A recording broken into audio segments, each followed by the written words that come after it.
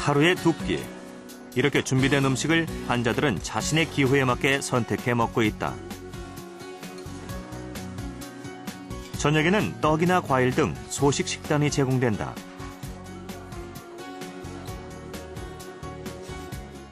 자연식으로 하면은요, 속이 편해요.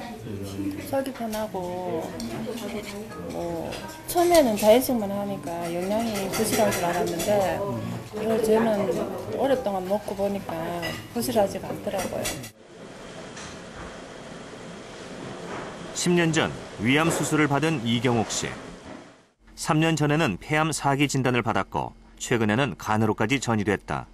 예, 좋습니다. 그녀는 몇 년간의 항암 치료에도 건강이 호전되지 않아 6개월 전부터 이곳에서 자연 치유를 받고 있다.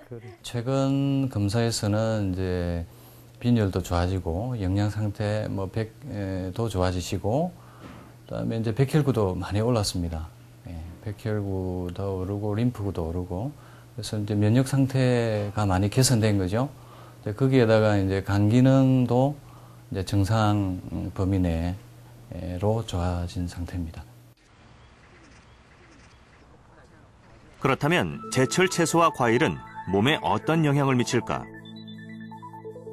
우리는 갓 수확한 제철 햇사과와 철진한 저장 사과의 영양 성분을 비교했다. 실험 결과 저장 기간이 길수록 사과의 비타민C 함량이 감소했고 높은 온도에 저장할수록 감소폭은 더 컸다. 채소의 경우는 어떨까? 비닐하우스에서 자란 상추보다 제철의 노지에서 자란 상추는 크기도 작고 색깔도 진하다. 영양 성분도 노지 재배 상추가 비타민C는 물론 항산화 물질인 베타카로틴 함량에서도 월등히 높았다. 이처럼 제철 채소나 과일 등 가공되지 않은 자연식을 섭취할 경우 그 속에 들어있는 엽산이나 비타민 B 성분이 유해한 염증성 물질들의 생성을 억제한다. 그 결과 혈액을 맑게 하고 각종 질환을 예방하게 되는 것이다. 올라오세요. 과일 먹게. 김길순 씨 집에는 제철 과일이 떨어지지 않는다. 감도 드셔봐. 지난 3년간 가족은 과일을 껍질째, 통째로 먹어왔다. 포도는 어떻게 먹어요, 포도는? 나 그냥 먹어요. 껍질째? 네. 씨는? 씨도 먹어요. 씨도 먹어요? 네.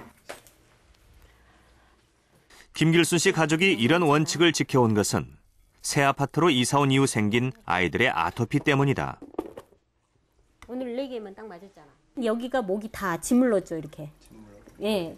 그 딱정이 입은 것처럼 돼갖고 다 짓물러갖고 지금은 이게 태서나 자국만 보이잖아요, 이렇게. 다 짓물렀고 이렇게 있으면 목이 붙어요, 이렇게. 아이들은 목과 등을 포함해 전신에 아토피가 나타났다. 새집 증후군 외에 가공식품도 아토피의 원인이었다. 라면도 끓여 먹이고 바깥에 나가면 당연히 도시락을 싸가기보다는 가서 사서 먹이고 또 뭐 여름날 더운 날 아이스크림 들려서 보내는 건 당연한 거고요. 잘못된 식습관이 병의 원인이라 생각한 가족은 아토피 치료를 위해 먼저 식단을 바꾸기로 했다. 가공식품을 끊고 직접 텃밭에서 키운 제철 채소를 이용한 채식을 시작한 것이다.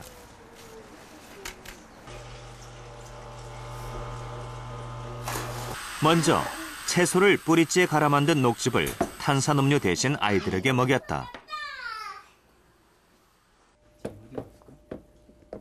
밥상도 채소를 잘라 비빔밥으로 만들거나 간단히 버무린 채소 반찬으로 채웠다. 이렇게 자연식 식단을 실천한 후 아이들의 아토피는 몰라보게 나아지기 시작했다. 6개월 정도부터 서서히 차이가 났고요. 한 1년 정도부터 등 쪽이나 배 쪽에는 없어지기 시작했고요. 깨끗해졌잖아요. 전혀. 그리고 목 뒤가 다 거북이 등딱지 같았거든요. 아무것도 없어요. 등도 아까 전혀. 야채 하나하나가 이렇게 소중하구나라는 걸 그때는 못 느꼈어요. 어떤 점이 소중합니까, 지금은? 이게 내 건강하고 직결된다는 거. 먹을 거 하나가 나한테 바로 연결된다는 걸 알고부터 소중하다는 걸 느낀 거죠. 그리스 신화에 등장하는 프로메테우스. 그는 제우스가 감추어둔 불을 훔쳐서 인간에게 준 죄로 이렇게 바위에 묶여 독수리에게 간을 조이는 형벌을 당했다고 합니다. 신화와는 달리 인류가 실제로 불을 이용하게 된 것은 약 50만 년 전으로 알려져 있습니다. 불을 사용하기 전에 인류는 수렵한 동물이나 채집한 나무 열매 등 거친 음식을 조리하지 않고 날 것으로 먹었었죠. 하지만 현대인들의 식탁은 부드럽게 정제된 음식들과 방부제나 인공 첨가물이 들어간 가공식품들로 채워지고 있습니다. 정제되고 가공된 음식을 대신해서 거칠고 단순한 음식을 먹는 것, 내 몸을 살리는 자연식의 두 번째 비결입니다. 일본 야마나시현, 해발 1500m의 고산지대에 위치한 유즈리하라 마을. 이곳은 천황이 방문할 정도로 유명한 장수마을이다. 마을 주민 1,400여 명 중 70세 이상이 400여 명으로 4명 중 1명이 장수 노인인 셈이다. 증손자와 함께 4대가 살고 있는 요시무라 카메오 씨. 그의 나이는 올해로 101살. 이 마을 최장수 노인이다. 요시무라 씨가 좋아하는 음식은 이 고장에서 재배된 청정한 채소. 오래전부터 먹어온 절인 무를 지금도 간식으로 즐기고 있다. 옛날엔 밥은 줄이고 산에서 나는 채소를 많이 먹으라고 항상 선생님이 말씀하셨죠. 우리도 그렇게 살아왔어요. 이 마을 노인들이 자주 찾는 곳은 장수마을을 기념하기 위해 설립한 식당. 이곳에선 이 마을의 전통 음식들을 맛볼 수 있다. 통밀빵과 야채튀김, 감자조림 등으로 차려진 밥상은 간소하고 소박하다. 주식은 쌀과 조를 반씩 섞은 잡곡밥이다. 80대인 이들은 이처럼 소박하고 거친 음식을 평생의 식단으로 삼아왔다.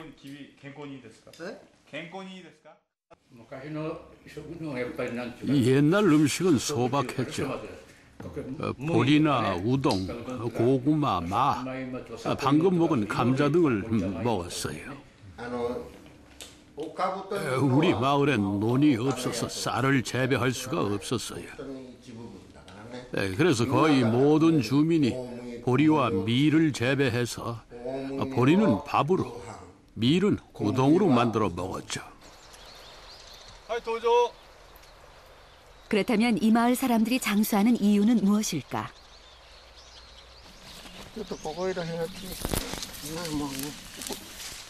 고산지대라 눈이 없는 이 마을은 밭농사가 주업이다. 주민들은 대부분의 채소를 유기농법으로 직접 재배해 먹고 있다.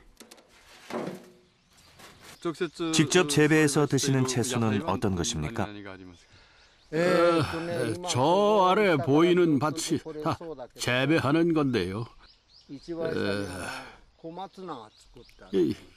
유채나 파, 무, 그리고 양배추와 브로콜리 같은 것입니다. 올해 80세의 타카토리 씨. 그에게 직접 재배한 유기농 채소는 건강의 원천이다.